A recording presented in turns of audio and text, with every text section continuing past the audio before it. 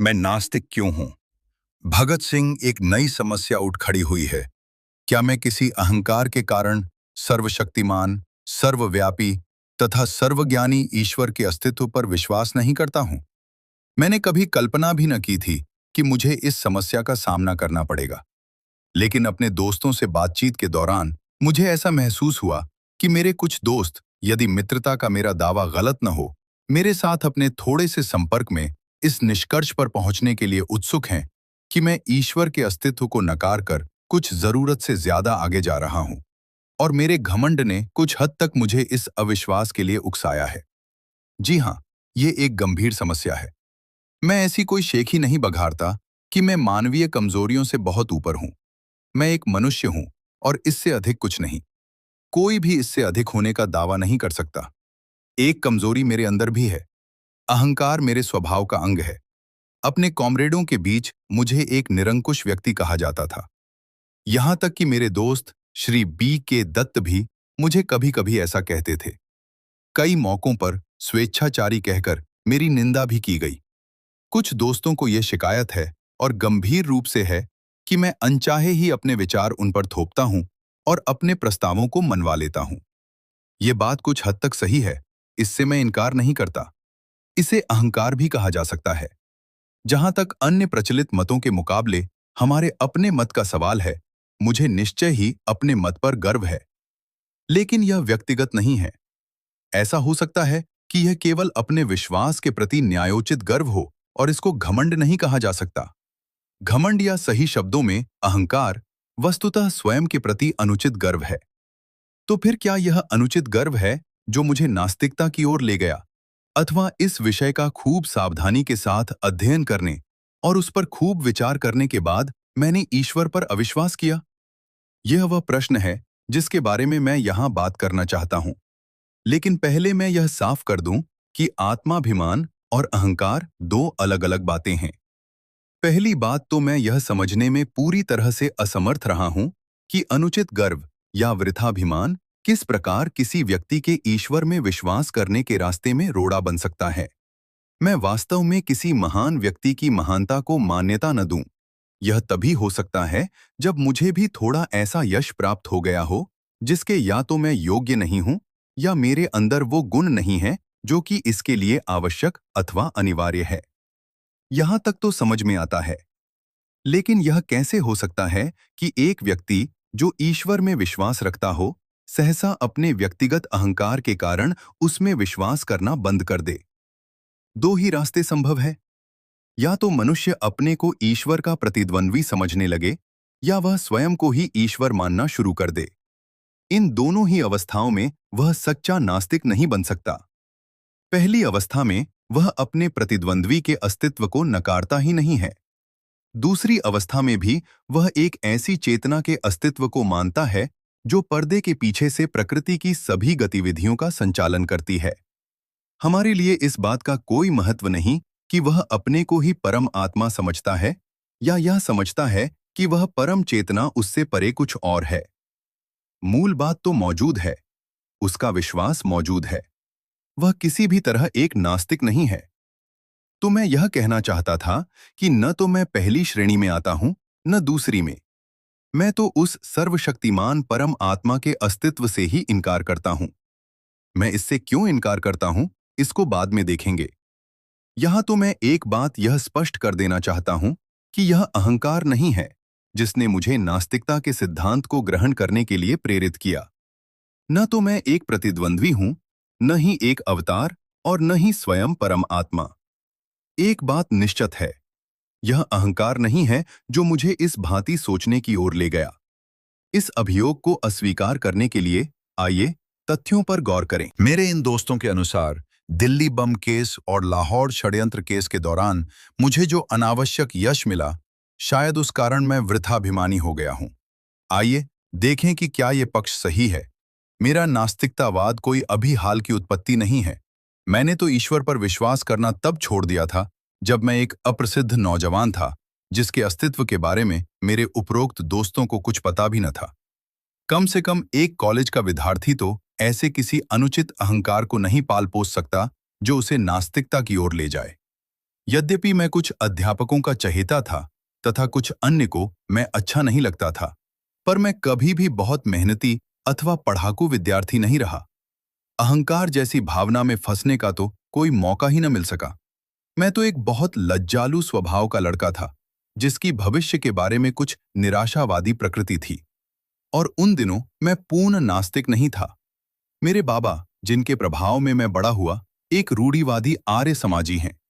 एक आर्य समाजी और कुछ भी हो, नास्तिक नहीं होता। अपनी प्राथमिक शिक्षा पूरी करने के बाद मैंने डीएवी स्कूल लाहौर में प्रवेश लिया और पूरे 1 साल उसके छात्रावास में रहा। वहां सुबह और शाम की प्रार्थना के अतिरिक्त मैं घंटों गायत्री मंत्र जपा करता था। उन दिनों मैं पूरा भक्त था। बाद में मैंने अपने पिता के साथ रहना शुरू किया। जहां तक धार्मिक रूढ़िवादिता का प्रश्न है, वह एक उदारवादी व्यक्ति है। उन्हीं की शिक्षा से मुझे स्वतंत्रता के ध्येय के लिए अपने जीवन को समर्पित करने की प्रेरणा मिली। किंतु वे नास्तिक नहीं हैं। उनका ईश्वर में दृढ़ विश्वास है। वे मुझे प्रतिदिन पूजा प्रार्थना के लिए प्रोत्साहित करते रहते थे।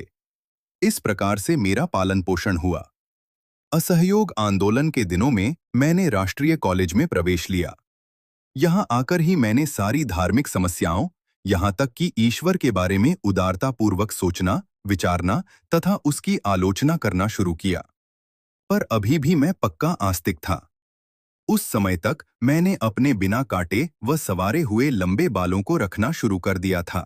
यद्यपि मुझे कभी भी सिख या अन्य धर्मों की पौराणिकता और सिद्धांतों में विश्वास न हो सका था, किंतु मेरी ईश्वर के अस्तित्व में दृढ़ निष्ठा थी।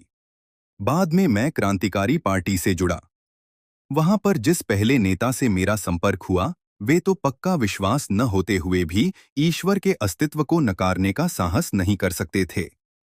ईश्वर के बारे में मेरे हठपूर्वक पूछते रहने पर वे कहते, जब इच्छा हो तब पूजा कर लिया करो। यह नास्तिकता है जिसमें इस विश्वास को अपनाने के साहस का अभाव है। दूसरे नेता जिनके मैं संपर्क में आया, वे पक्के श्रद्धालु थे। उनका नाम बता दूं, आदरणीय कॉमरेड शचींद्रनाथ सान्याल, जो कि आजकल काकोरी षड्यंत्र केस के सिलसिले में आजीवन कारावास भोग रहे हैं। उनकी अकेली प्रसिद्ध पुस्तक बंदी जीवन के पहले पेज से ही ईश्वर की महिमा का जोर शोर से गान है। उस सुंदर पुस्तक के दूसरे भाग के अंतिम पेज में उन्होंने ईश्वर के ऊपर प्रशंसा के जो रहस्यमयात्मक वेदांत के कारण पुष्प बरसाए हैं, वे उनके विचारों का अजीबोगरीब हिस्सा है। 28 जनवरी 1925 को पूरे भारत में जो द रिवॉल्यूशनरी, क्रांतिकारी पर्चा बांटा गया था, वह अभियोग पक्ष की कहानी के अनुसार उन्हीं के बौद्धिक श्रम का परिणाम है। अब इस प्रकार के गुप्त कार्यों में कोई प्रमुख नेता अनिवार्यतः अपने विचारों को ही रखता है, जो उसे स्वयं बहुत प्रिय होते हैं, और अन्य कार्यकर्ताओं को उनसे सहमत होना होता है, उन मतभेदों के बावजूद जो उनको हो सकता है।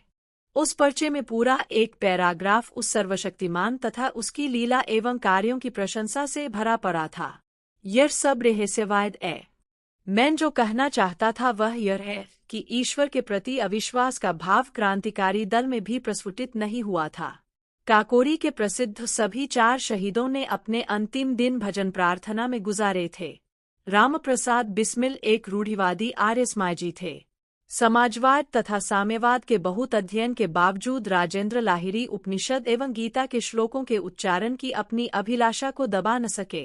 मैंने उन सब में सिर्फ एक ही व्यक्ति को देखा जो प्रार्थना नहीं करता था और कहता था, दर्शनशास्त्र मनुष्य की दुर्बलता अथवा ज्ञान के सीमित होने के कारण उत्पन्न होता है, वह भी आजीवन निर्वासन की सजा भोग रहा है। परंतु उसने भी ईश्वर के अस्तित्व को नकारने की कभी हिम्मत नहीं की। इस समय तक मैं केवल एक रोमांटिक आदर्शवादी क्रांतिकारी था।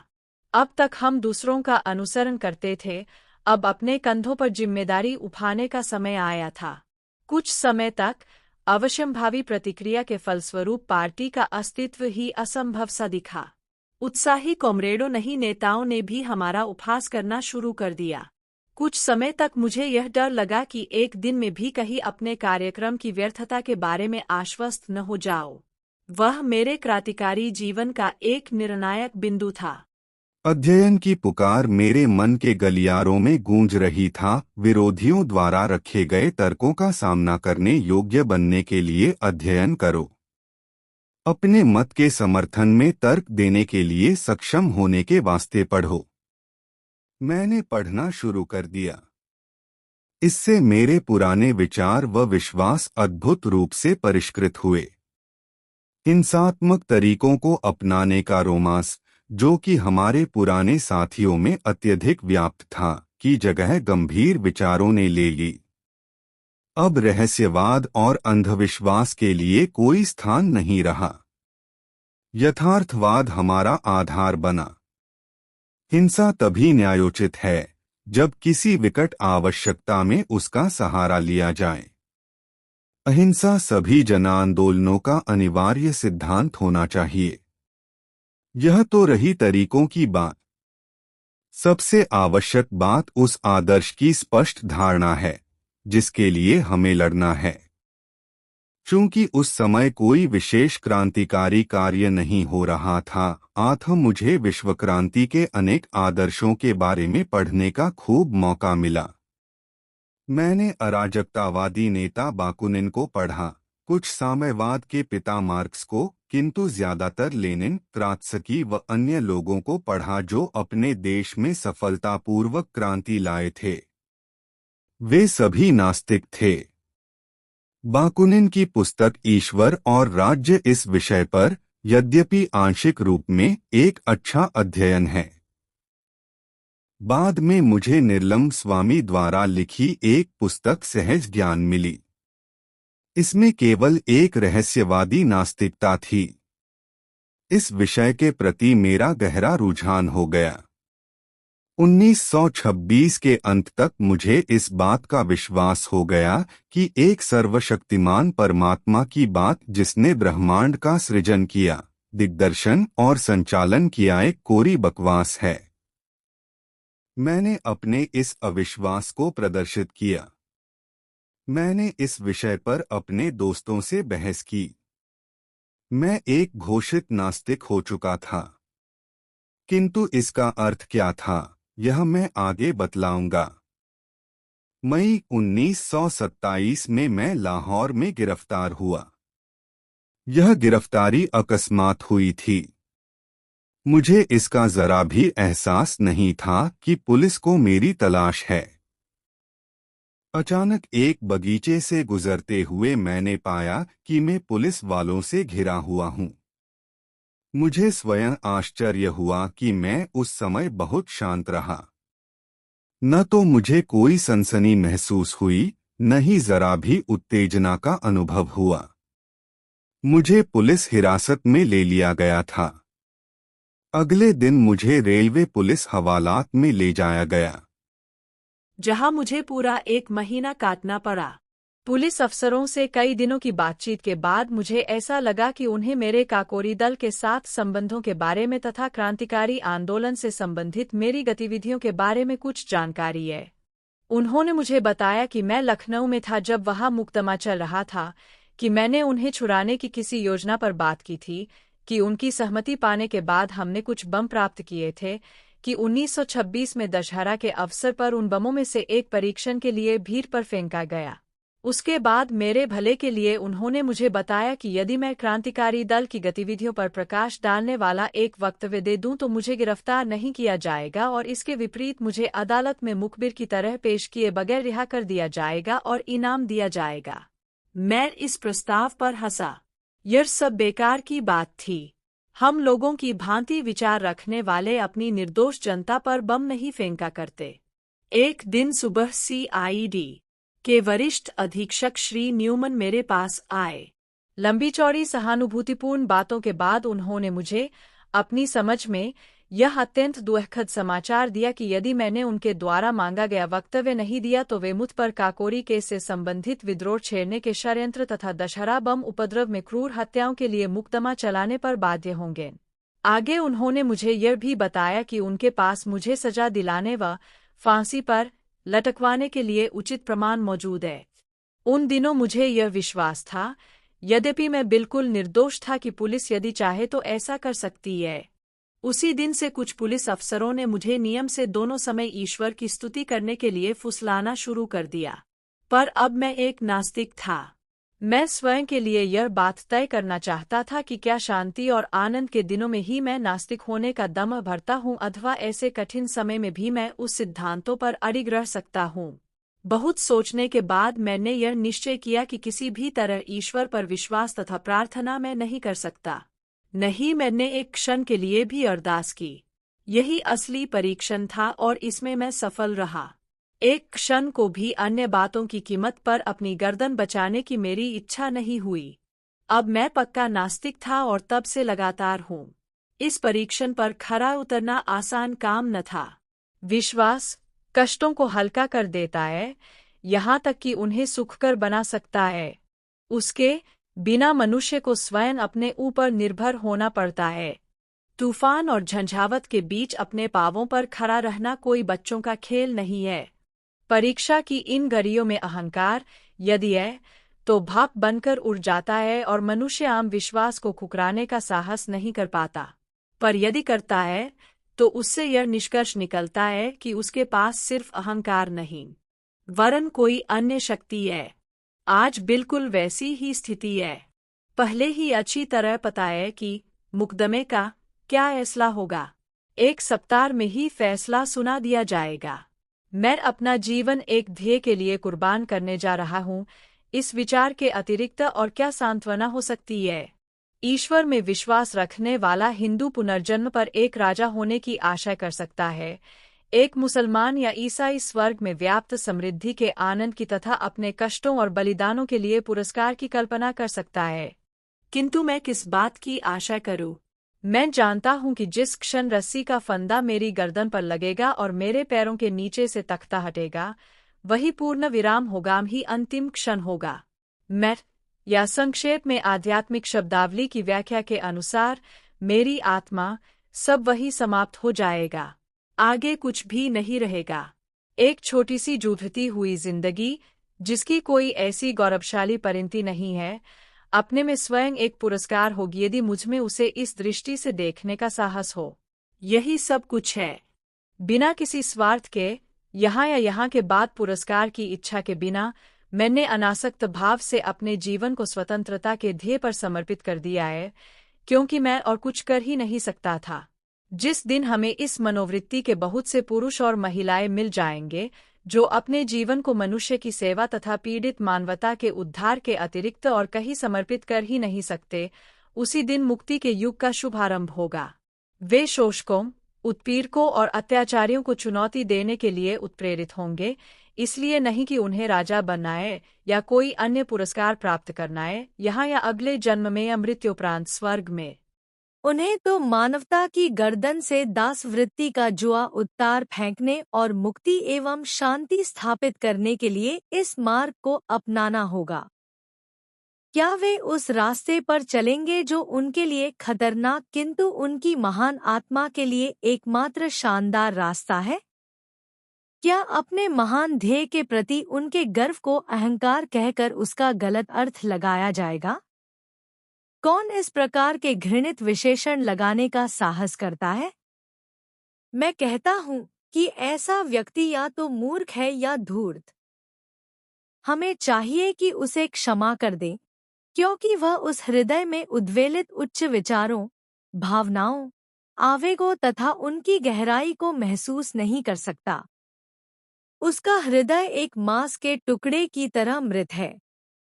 उसकी आंखें अन्य स्वार्थों के प्रेत की छाया पड़ने से कमजोर हो गई हैं। स्वयं पर भरोसा करने के गुण को सदैव अहंकार की संज्ञा दी जा सकती है। वह दुखपूर्ण एवं कष्टप्रद है, पर चारा ही क्या है? तुम जाओ और किसी प्रचलित धर्म का विरोध करो, जाओ और किसी हीरो की, महान व्यक्ति की जिसके बारे में सामान्यतः यह विश्वास किया जाता है कि वह आलोचना से परे है, क्योंकि वह गलती कर ही नहीं सकता, आलोचना करो, तो तुम्हारे तर्क की शक्ति हजारों लोगों को तुम पर वृवाभिमानी होने का आक्षेप लगाने को मजबूर कर देगी। ऐसा मानसिक जड़ता के कारण होता है। आलोचना तथा स्वतंत्र विचार दोनों ही एक क्रांतिकारी के अनिवार्य गुण हैं। क्योंकि महात्मा जी महान है, अतः किसी को उनकी आलोचना नहीं करनी चाहिए, चूंकि वह ऊपर उठ गए हैं। अतः हर बात जो वे कहते हैं, चाहे वह राजनीति के क्षेत्र की हो अथवा वर्म, अर्थशास्त्र अथवा नीतिशास्त्र के, सब सही है।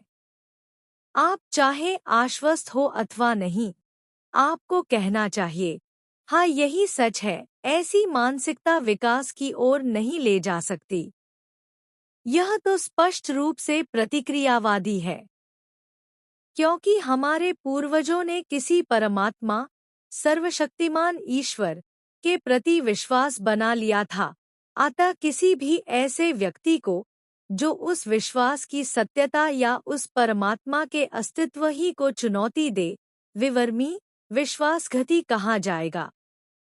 यदि उसके तर्क इतने अकाट्य हैं कि उनका खंडन वितर्क द्वारा नहीं हो सकता और उसकी आस्था इतनी प्रबल है कि उसे ईश्वर के प्रकोप से होने वाली विपत्तियों का भय दिखाकर दबाया नहीं जा सकता, तो उसकी यह कहकर निंदा की जाएगी कि वह वृथाभिमानी है, उसकी प्रकृति पर अहंकार हावी है। तो इस व्यर्थ विवाद पर समय नष्ट करने का क्या लाभ? फिर इन सारी बातों पर बहस करने की कोशिश क्यों? यह लंबी बहस इसलिए क्योंकि जनता के सामने यह प्रश्न आज पहली बार आया है और आज ही पहली बार इस पर वस्तुगत रूप में चर्चा हो रही है। जहां तक पहले प्रश्न की बात है, मैं समझता हूं कि मैंने यह साफ कर दिया है कि यह मेरा अहंकार नहीं था जो मुझे नास्तिकता की ओर ले गया। मेरे तर्क का तरीका संतोषप्रद सिद्ध होता है या नहीं, इसका निर्णय मेरे पाठकों को करना है, मुझे नहीं।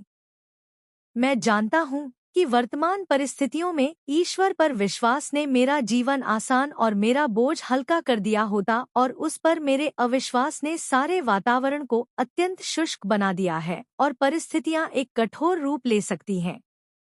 थोड़ा सा रहस्यवाद इसे कवित्वमय बना सकता है, किंतु मेरे भाग्य को किसी उन्माद का सहारा नहीं चाहिए।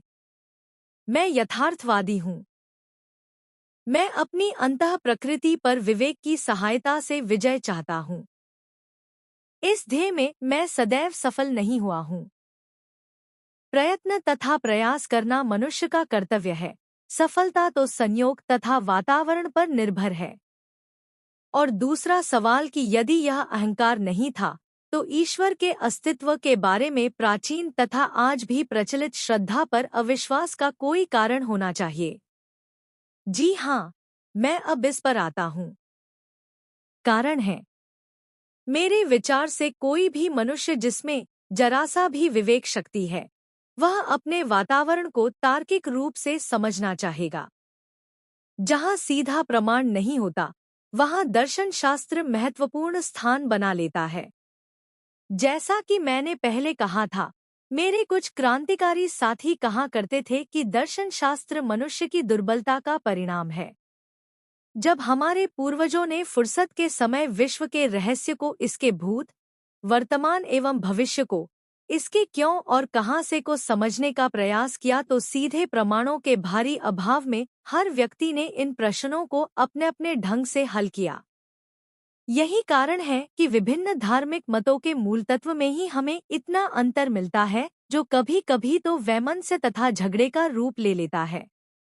न केवल पूर्व और पश्चिम के दर्शनों में मतभेद है, बल्कि प्रत्येक गोलार्ध के विभिन्न मतों में आपस में अंतर है।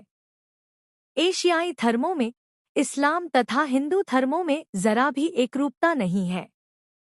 भारत में ही बौद्ध तथा जैन धर्म उस ब्राह्मणवाद से बहुत अलग है, जिसमें स्वयं आर्य समाज व सनातन धर्म जैसे विरोधी मत पाए जाते हैं।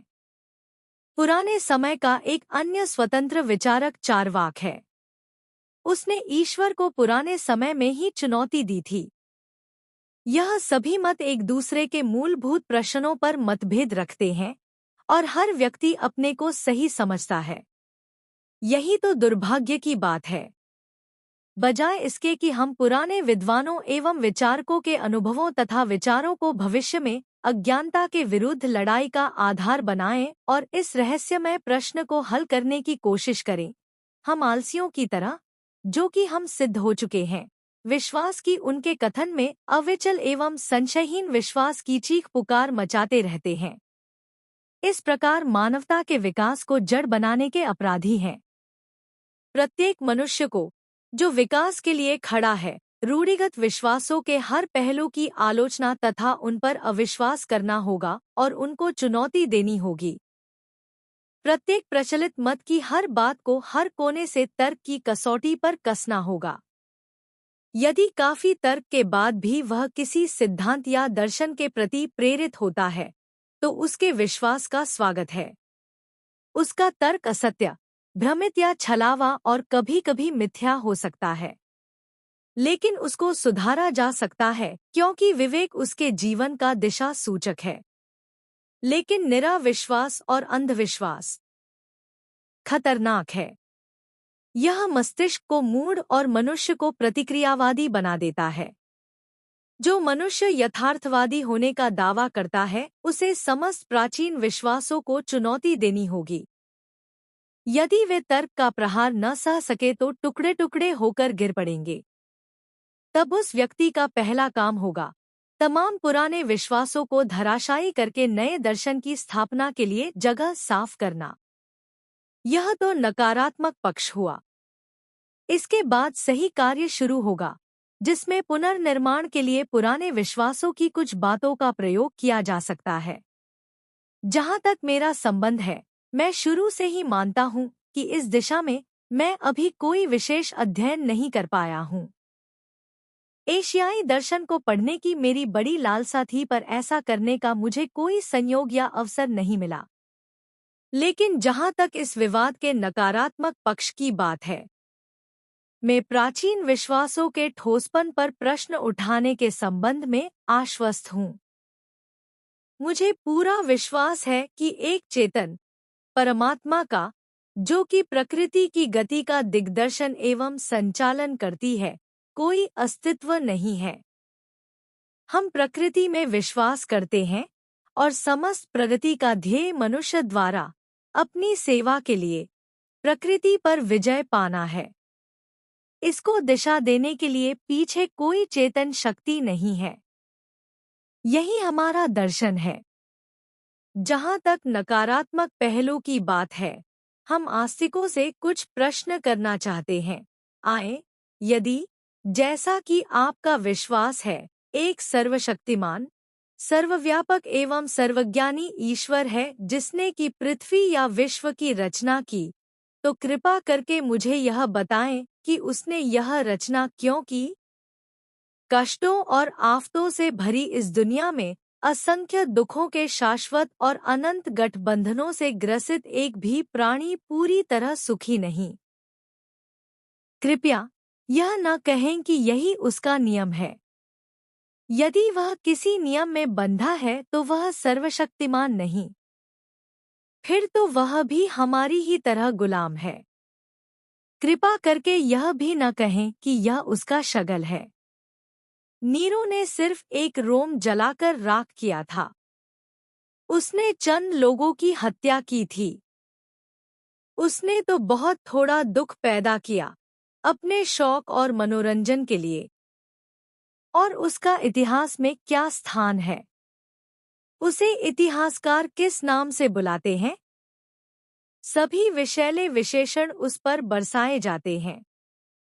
जालिम, निर्दयी, शैतान जैसे शब्दों से नीरो की भर्त्सना में पृष्ठ के पृष्ठ रंगे पड़े हैं। एक चंगेज खां ने अपने आनंद के लिए कुछ हजार जानें ले ली और आज हम उसके नाम से घृणा करते हैं। तब फिर तुम उस सर्वशक्तिमान अनंत नीरो को, जो हर दिन, हर घंटे और हर मिनट असंख्य दुख देता रहा है और अभी भी दे रहा है, किस तरह न्यायोचित ठहराते हो? फिर तुम उसके उन दुष्कर्मों की हिमायत कैसे करोगे जो हर पल चंगेज के दुष्कर्मों को भी मात दिए जा रहे हैं? मैं पूछता हूँ कि उसने यह दुनिया बनाई ही क्यों थी, ऐसी दुनिया जो सचमुच का नर्क है, अनंत और गहन वेदना का घर है। सर्वशक्तिमान ने मनुष्य का सृजन क्यों किया जबकि उसके पास मनुष्य का सृजन न करने की ताकत थी? इन सब बातों का तुम्हारे पास क्या जवाब है? तुम यह कहोगे कि यह सब अगले जन्म में इन निर्दोष कष्ट सहने वालों को पुरस्कार और गलती करने वालों को दंड देने के लिए हो रहा है। ठीक है, ठीक है। तुम कब तक उस व्यक्ति को उचित ठहराते रहोगे जो हमारे शरीर को जख्मी करने का साहस इसलिए करता है कि बाद में इस पर बहुत कोमल तथा आरामदायक मलहम लगाएगा?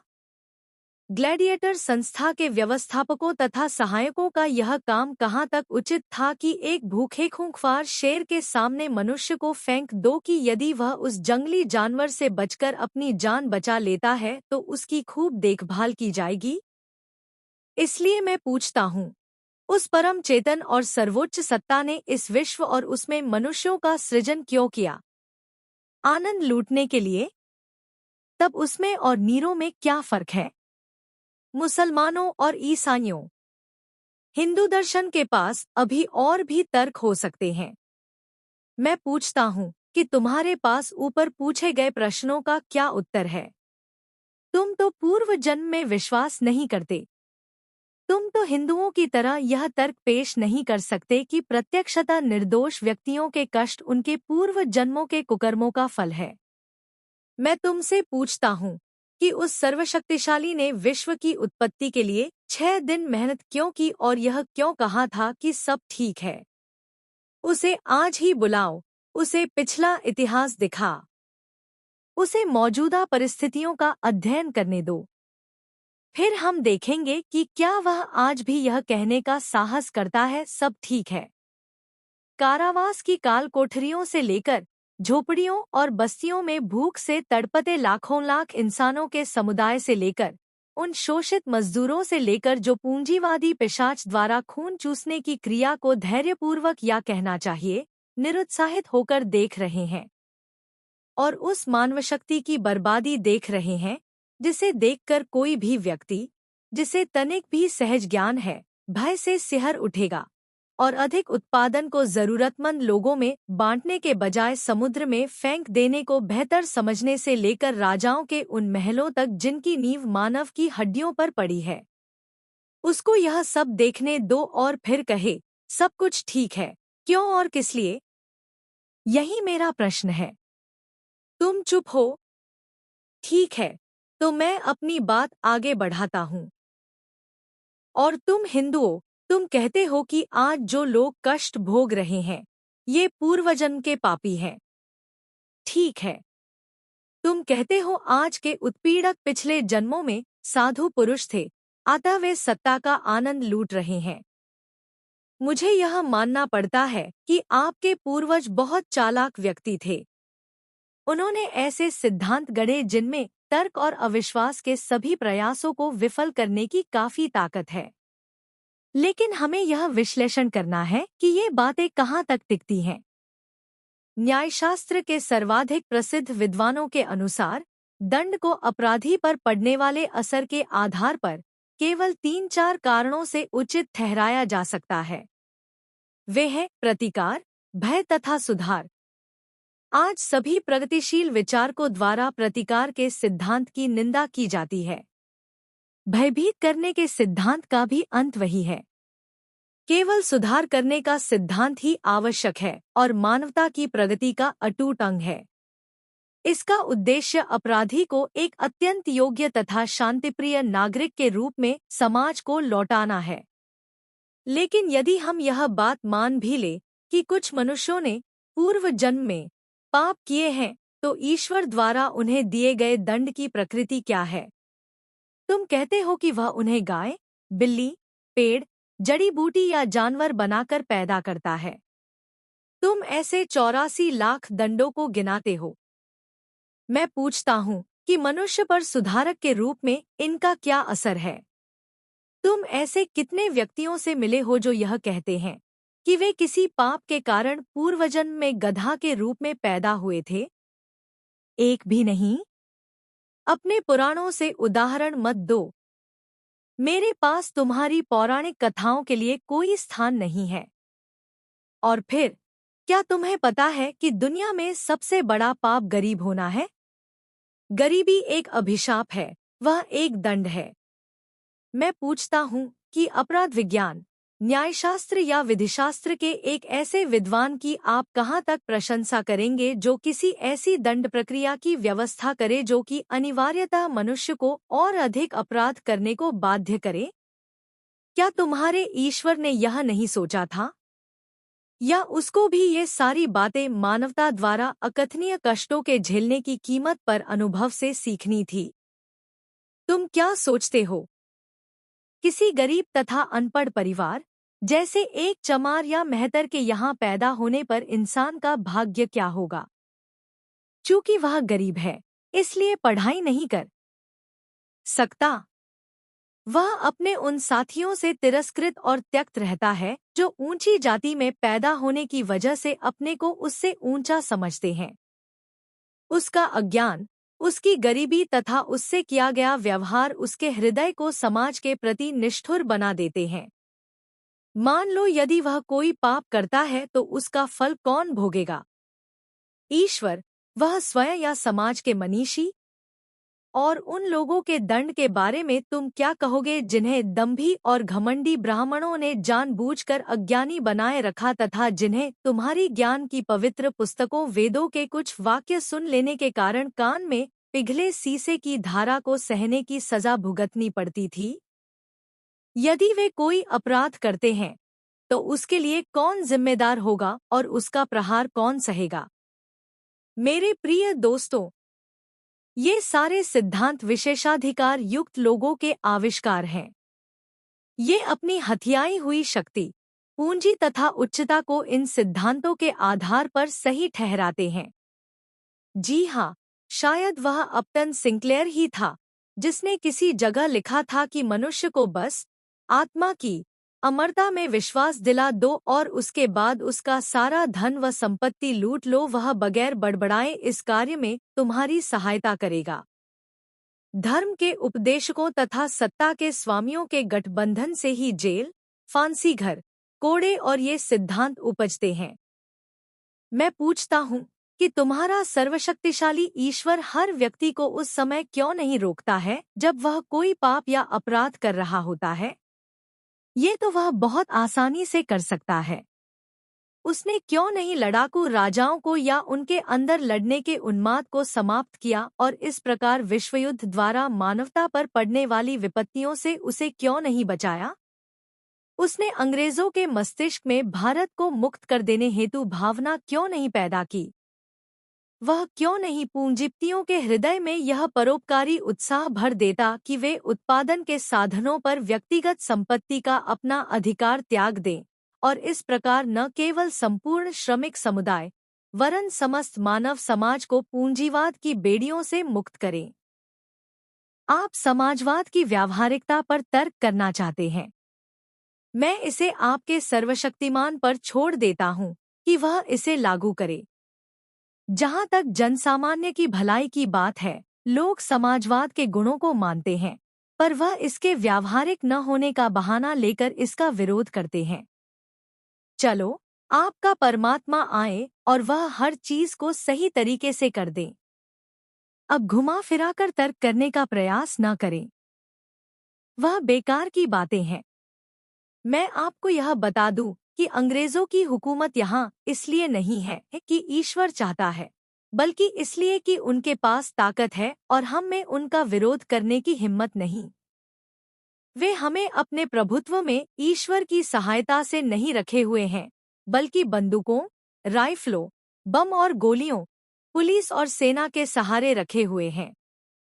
यह हमारी ही उदासीनता है कि वे समाज के विरुद्ध सबसे निंदनीय अपराध एक राष्ट्र का दूसरे राष्ट्र द्वारा अत्याचारपूर्ण शोषण सफलतापूर्वक कर रहे हैं।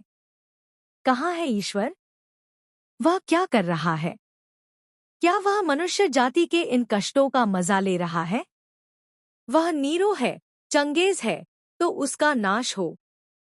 क्या तुम मुझसे पूछते हो कि मैं इस विश्व की उत्पत्ति और मानव की उत्पत्ति की व्याख्या कैसे करता हूँ? ठीक है, मैं तुम्हें बतलाता हूँ। चार्ल्स डार्विन ने इस विषय पर कुछ प्रकाश डालने की कोशिश की है। उसको पढ़ो। सोहन स्वामी की सहज ज्ञान पढ़ो।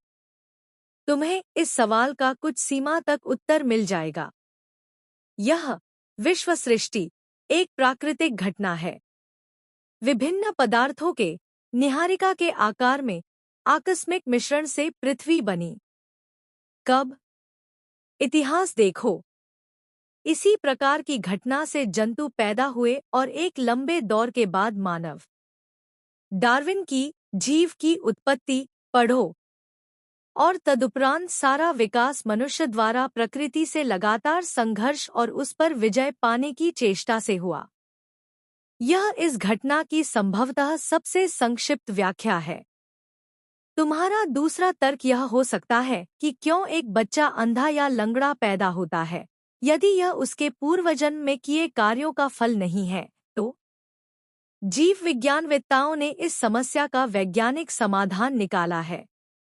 उनके अनुसार इसका सारा दायित्व माता-पिता के कंधों पर है, जो अपने उन कार्यों के प्रति लापरवाह अथवा अनभिज्ञ रहते हैं जो बच्चे के जन्म के पूर्व ही उसे विकलांग बना देते हैं। स्वभावतः तुम एक और प्रश्न पूछ सकते हो, यद्यपि यह निरा बचकाना है।